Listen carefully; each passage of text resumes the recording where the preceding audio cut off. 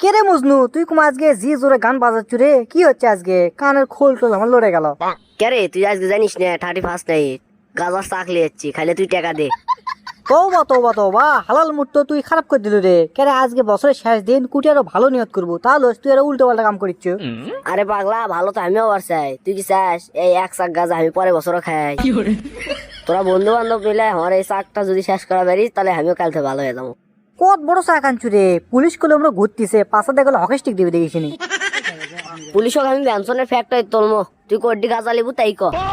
ধরবে ওগুলো আমি কিনবো না, খামো না। এমনিতে আজিজ বিড়ি খায় মাথা ঘরে, তারপরে একদিন আমি খাসনো খাইয়ে দিয়ে এমন অবস্থা হসে, লুঙ্গি তুলছি আমি মাথা। বাবুক যে গেছে বন্ধু ব্যঞ্জন লাগিয়ে দিচ্ছি খা, বা আমার ওই ব্যঞ্জন পুকটি মধ্যে। তোর বাপ তো দেখে আগুনত বড় আছে, কুটকার গরম কুটি দেওয়া লাগে সেটাও জান না। ওগুলো বাদ দিয়ে তুই দেখ তো শিবি চটকানে কোনো ব্যবস্থা আছে নাকি? তাহলে আমি মাল টাল খাই আগে বাড়ির যে রাতের 11:59 মতো শুরু করবো, একবার 2026 সালে মতো বন্ধ করবো। তুই যে কি মাল রে, কুত্তার মুখ খায় গোস মাল করা, আসল মাল খালে তার কি করবো?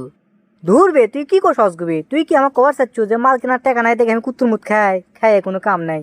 আরে শোন, টাকা পয়সা না থাকলে একবার না হয় 3বার জলে ঘরে খাই, তাই বলে অতটা আমি কিপটে লাই, বুঝিস নি?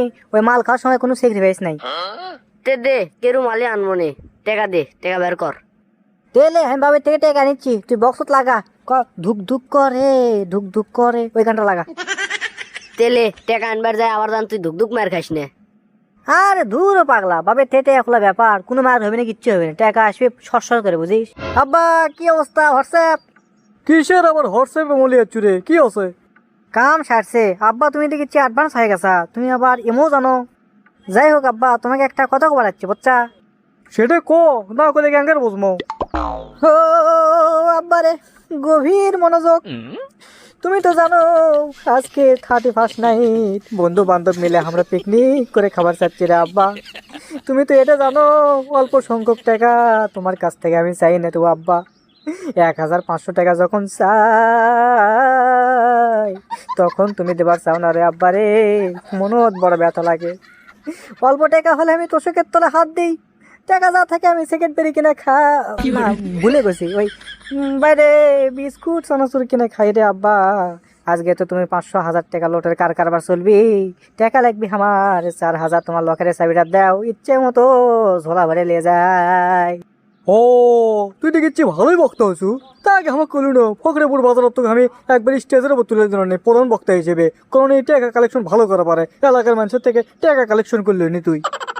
যে জন কথার ভাব জানে না, তার সাথে নাই লেনা দেনা, কিন্তু বাপের রক্ত যে বয় আমার শরীরে, ও বাপ বোঝে না রে আব্বা রে।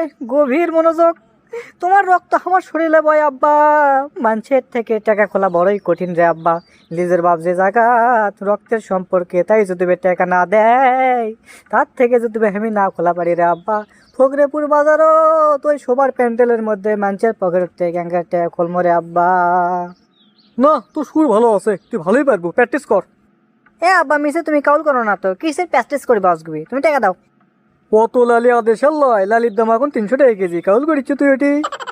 টাকা আমি দিতে পারবো না, থাক হাট খরচ দিয়ে চা খেয়ে আসি। আব্বা রে, ছেলে বড় অসহায়, কাছে টাকা পয়সা নাই, তুমি যদি আমার দিকে না দেখো রে আব্বা, কে মুখ তুলে চাবি রে আব্বা? যে বাপ 10 মাস 10 দিন গর্ভে ধরে রে আব্বা, লালন পালন করে বুকে দুধ পান করে এত বড় করলো রে আব্বা, তাই যদি কথা না শুনে কে শুনবি রে আব্বা?